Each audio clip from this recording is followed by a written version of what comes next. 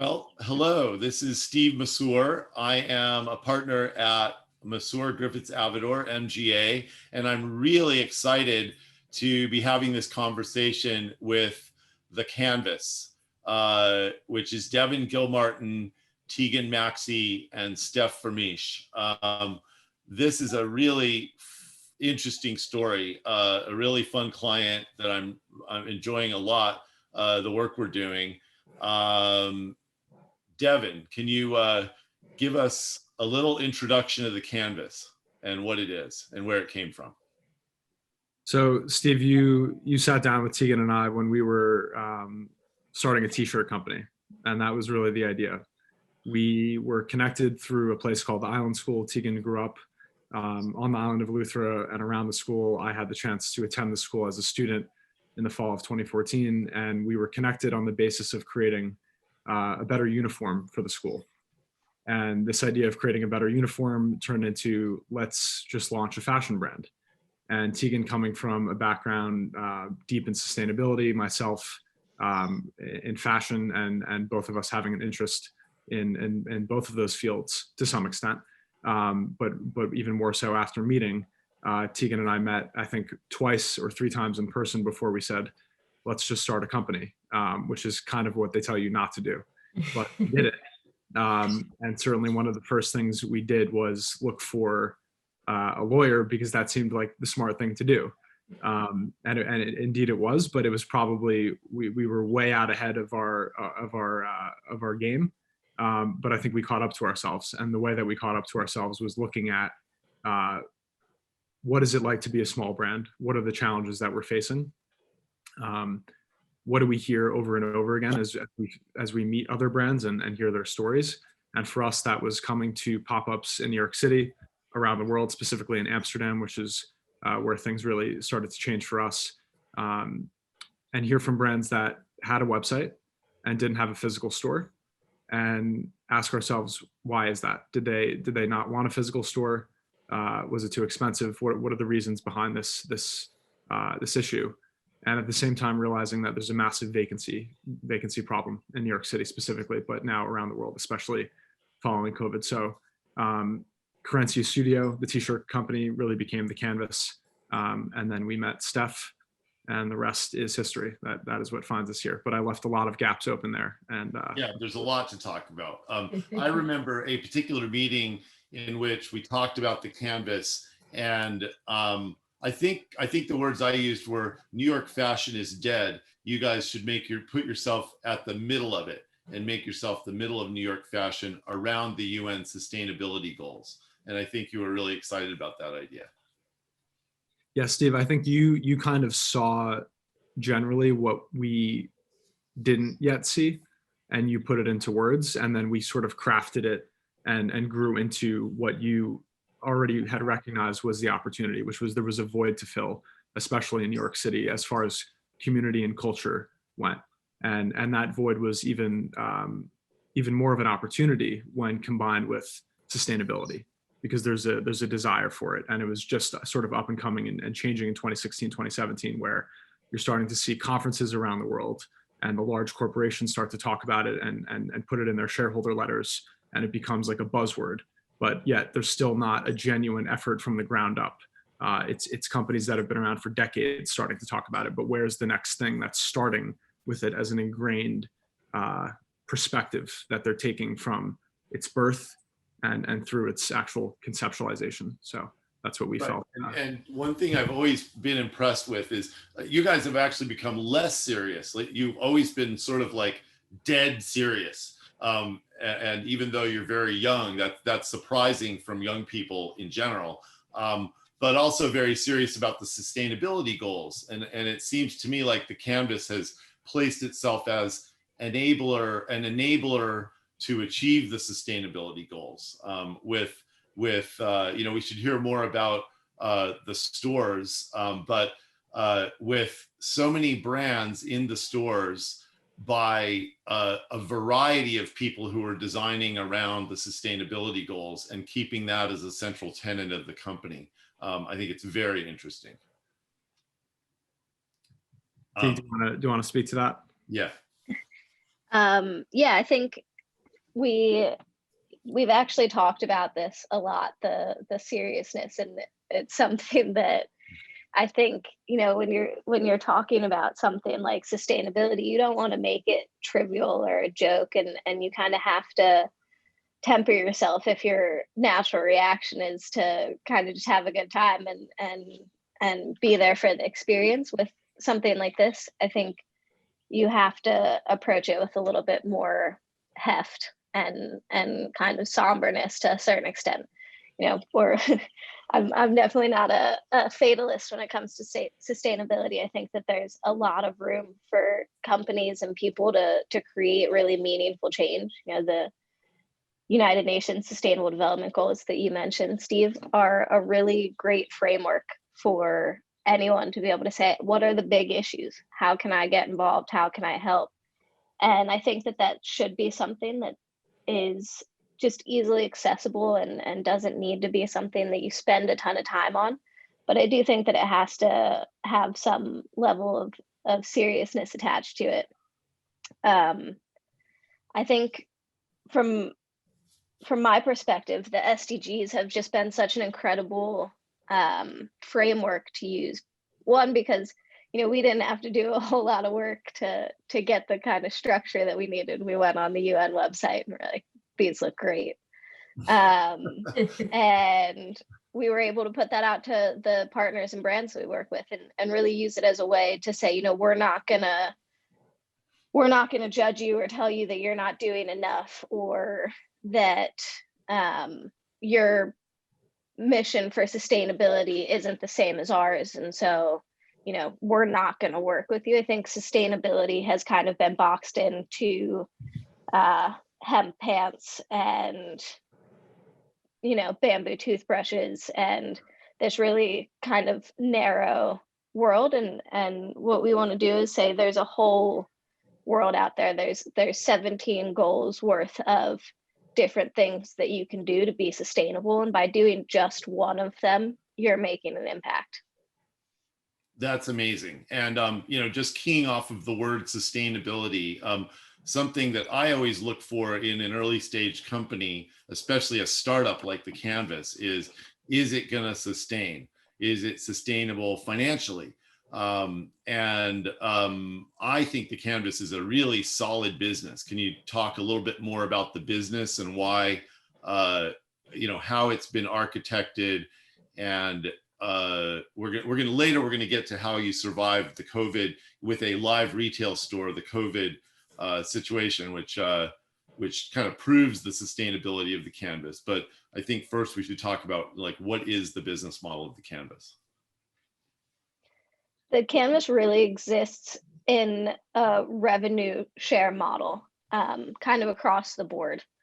You know, there are some things where we have fixed costs. We have to pay our utilities the same way. We have to pay our employees' salaries the same way and such. But in our relationship with our brands, it's consignment based, it's commission based. That's a really great thing from a retail perspective, as we're not spending thousands of dollars on inventory that may or may not sell.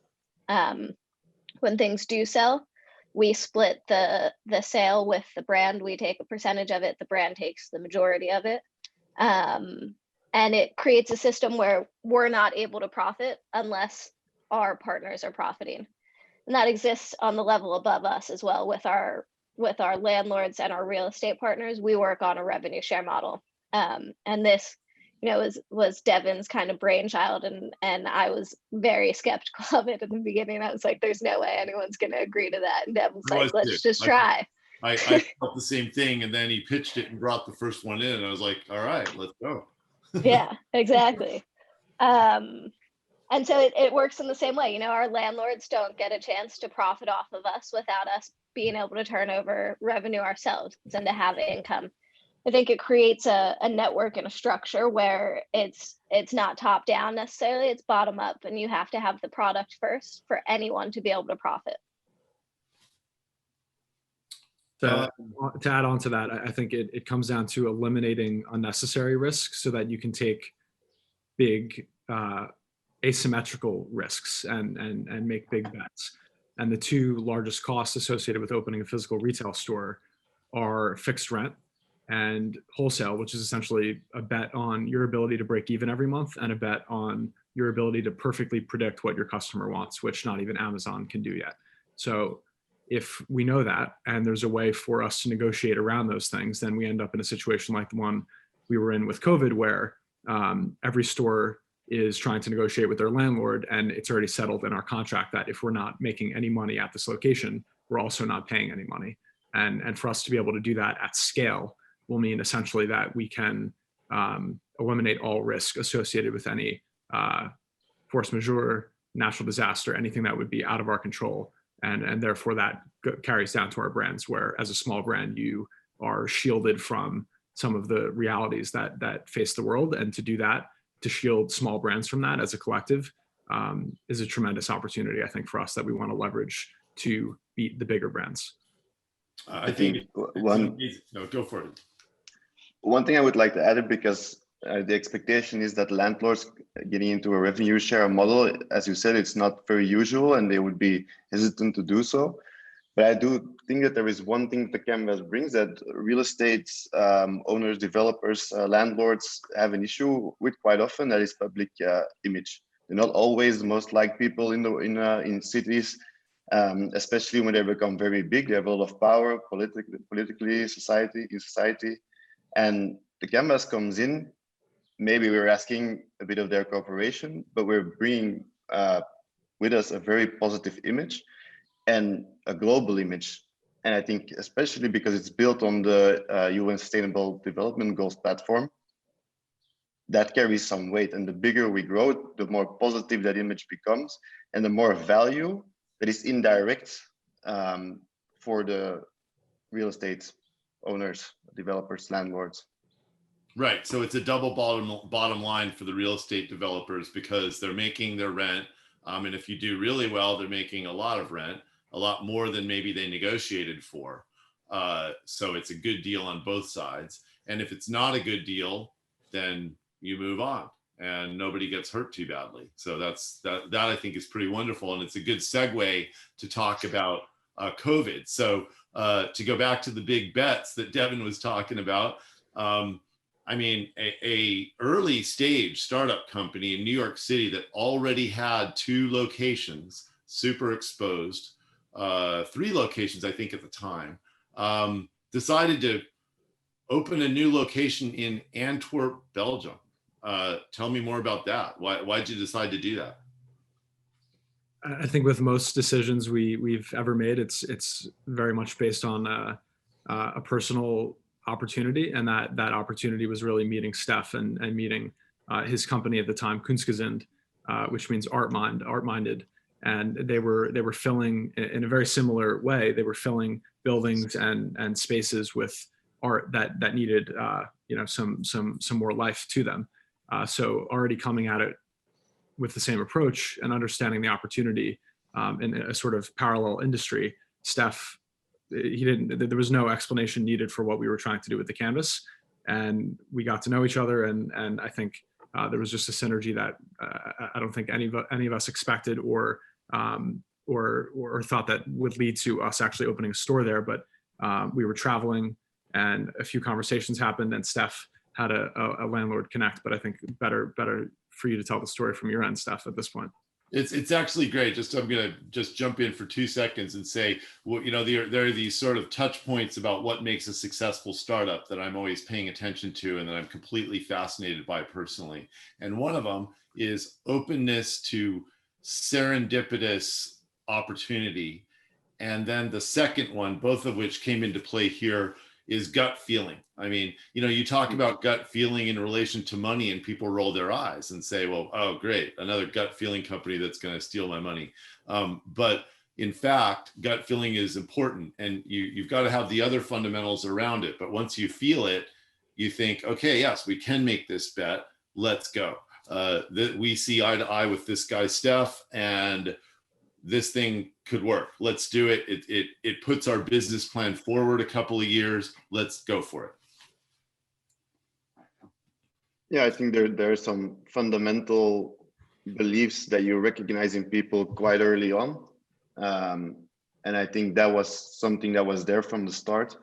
And then the similarities between the Canvas and KUNSTGEZIND at the time, because in the end, what you are an incubator or a growth platform for creative talent. Whether it is designers, whether it is art, that's the medium, but you're expressing creativity and you're bringing that to customers in different ways. You're supporting that creative talent. So that's where the match was for me on the business, like in business philosophy and what we want to do there. And yeah, like I said, on a personal level, sometimes it just clicks, and that's what happened. And as when we're talking about Antwerp, I had a contact with one of the I think the largest real estate developer in Antwerp, but they're also like truly passionate about what they're doing. Something that maybe I didn't expect necessarily, but they really care about keeping the city of Antwerp unique and adding new concepts there that are not your H&Ms and Zara's and all other stores. And to combine that with the positive image, and this is where we noticed that it carried so much value, is because they as well are not the most liked people in the city. Everybody sort of knows that. But again, connecting their name to that positive image was where a lot of value was for them. And I'm very sure that brought them over the line in starting out. Yeah. And okay, so you've got one of the biggest challenges for a startup is, especially one with a new idea like this, which is combining sustainable brands into retail locations and selling them, which checks all of the boxes of what you collectively were trying to do. Okay, now you've actually succeeded at doing this. You're in the middle of, you've got the locations out there. You've started to win people over. People are coming in asking questions. What is this place? Why are you here? What are you doing? And then suddenly COVID strikes and you're in a live store retail business. What did you do? We opened another store. Not right at first. We immediately pivoted to e-commerce. It was something that we had been talking about really in depth, actually, when we were all together for the opening of the Antwerp store. Antwerp opened, for context, in January 2020. And I think it maybe had like 3 solid weeks of being open before Belgium fully shut down. And we said, okay, this is a problem. People can't come into the stores. We have to keep our community engaged. We have to be able to continue selling products. And our whole team kind of just rallied and was like, all right, let's do this. And we spent a lot of time getting the website together and getting everything shifted to e-commerce. And we launched our e-commerce platform. And that actually has taken us down a really interesting path of building our own technology, a project that Steff has been really pushing forward and leading, and completely rebranding the company and designing a new look for us. So all of that will be launching in July. But to answer your question of what we did, I think we did what we have done since we started the company, which is just keep putting one foot in front of the other and figure out the problems as they come. I think from an entrepreneurship perspective, there's really nothing else that you can do. You can try your best to plan and figure out all the scenarios. But, 2 years ago, I doubt there were very many companies that were like, we need to have a pandemic plan. Right, exactly. So this was, okay, so 90% of startups fail. And this was an existential crisis. Are we going to exist next month or next year? And you rallied around the flag of, yeah, let's do this. But a lot of people do that. They say, let's do this, and then they still fail. I think what was really exciting here is just making a lot of really hard decisions. Closing the store that you just opened in Antwerp being a very hard decision. I think you opened a Bowery store around the same time. We opened Bowery in October. We signed the lease for Bowery.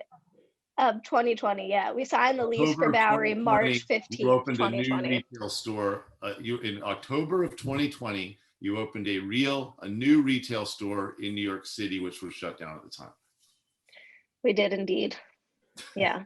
I think the really interesting thing about all of this and the timing is I often take the perspective of like, we're all inside the company. We all know what's happening day to day.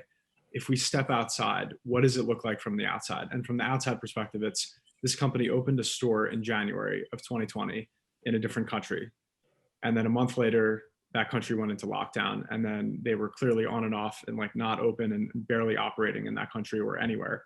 And then they closed it. Like that looks like a complete failure. But knowing what we did, we had a validation of our business model in that we have the flexibility to open and close a store like that. We met our co-founder, our new co-founder, Steff, and we pivoted in a way that Tegan and I have been having this conversation recently, like where would we be without COVID? I think that this has been the most productive period of our entire 4 years and 10 months of existence, in that we were constantly challenging ourselves and each other. The way that our team came together in March and April of 2020, we were all going crazy at the time, but nobody was questioning that this was the right thing to do. We're moving our entire platform online. We're going to get every piece of content that we need. We're going to bug the shit out of each other every single day and night. I certainly did that to everyone, but we did it, and everyone just did. Like the whole team was all in, and nobody stopped. And it was just like, I don't know how we did that, but everyone was fully committed. Everyone. It's amazing. Okay, so community. How did you keep your community together during COVID? We started doing town halls. This was another really phenomenal brainchild of Dev's. But they have been the most incredible way to engage with our community. And like Devin said, this time has been such a productive time for us, and really a time for us to figure things out that I don't think we would have been able to slow down enough to look at and to really consider without being forced in this other direction. But basically town halls, once a week, we would have a Zoom call and we would invite our entire community. We would invite a couple of our community members to come and speak about something specific.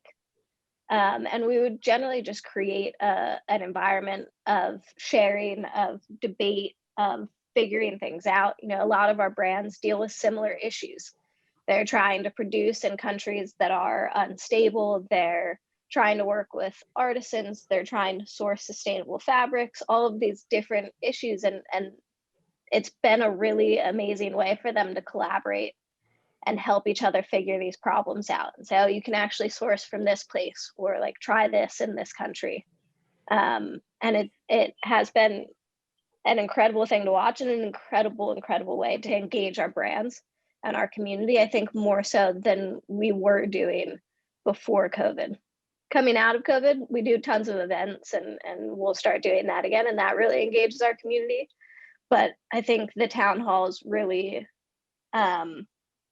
gave everyone an opportunity to kind of pause and connect and understand that there's, so many other people around the world dealing with the same issues, whether it's business issues, whether it's being locked in your tiny apartment, dealing with sick family members. It's been a chaotic, 18 months for the entire planet. And I think having community and having a touch point of we're all dealing with the same things has been the best way for us to engage our community and to really create these amazing bonds that I think business doesn't always facilitate.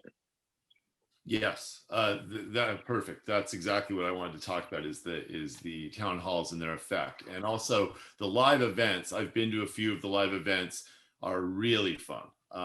It's good for business. The events are in the store where people can make purchases, or at least just find out about the store and tell their friends about it. There's live music at the events. Again, under the outsourcing model, they're produced by an outsourced company that does a really good job of that. And you don't have to worry about it. All you have to do is provide the space and make sure everything works out as an event owner, as an event venue owner. I think that's all really amazing. And so my question is, now that we're coming out of COVID, can you give us sort of a picture of the next year to 5 years? Now, I know that's really, really hard, but I'm challenging you to give me sort of like the plan going forward. I think this is a great question for Steff, because Steff's been working on the architecture of it. Right. It is a broad question indeed. I think what we've sort of manually developed or came up with over the past, 5 years for Devin and Tegan almost, but especially over the last year, like as we're talking about community engagement, events, and what more can we do as an incubator. What we're looking to do now is put those processes, to those services, those tools into different business units and develop technology around it. Because you can do it on the scale that we're doing it now, but if you really want to go to hyperscale, then it has to be within technology, and it has to be automated so that it is scalable. So we're now looking into the platform itself, dividing it up into different units, and that's like e-commerce, which we already have, but we're improving it significantly. Like that is what Tegan was saying, that we're launching in July. And in the e-commerce, it's really the engine for the retail stores as well. And we're really like locking in the collaboration between brands and ourselves. It's a marketplace. It's not an e-commerce where we control everything. It is the brands. They can upload all their products in a database, and we can make use of that database in different locations. So it's very flexible, as is our company and our business model. Then we have the brand community. We want to create a platform where brands can solve problems, like a forum-like platform. They can ask questions toward each other, see what problems they're running into, and what solutions can be found. We have marketing and branding. You know, how do you grow as a brand? We're doing it right now. We ran into it. We developed our own brand, but if you want to take that next step, you need to hire someone who knows what they're doing and really can create a strong brand. So that's what we also want to offer. We have the real estate component. How do we create matchmaking between real estate and our stores, but also our brands and retail entrepreneurs? A content studio. We have started a podcast. How do we get these stories out there from all these brands that have such unique expertise? They have these unique stories. How do we get these out to the consumer and to really accelerate the growth that they have? The expertise that is in all these brands. Can we learn people how to create their own clothes, fix up their own clothes? And those are all the things that we're thinking about. And I think one additional thing that we've seen, because we have the platform that we can use for ourselves, grow our own stores, our brand stores. But further than that, how can we make retail entrepreneurship more accessible? Can we have people start stores with all the brands that we can provide for them with our database, put them in stores under the canvas model so that the barriers are a lot lower? Because as Devin said, the biggest cost for somebody who wants to start a store is the fixed rent and all the products that they have to buy. But that doesn't exist in the canvas model. So how can we allow other people to do the same as we are doing on our platform? Amazing. Expand the model. That's a beautiful answer.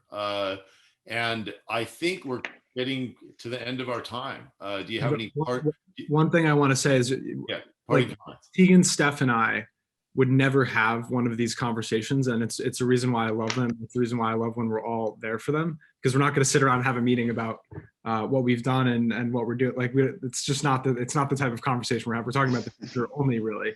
But even in what Steff is saying, like I'm learning from Steff in how to think about our own business, because everything Steff just described is us trying to solve a problem. And then when we have some insight into how to solve that problem, we share it with our community.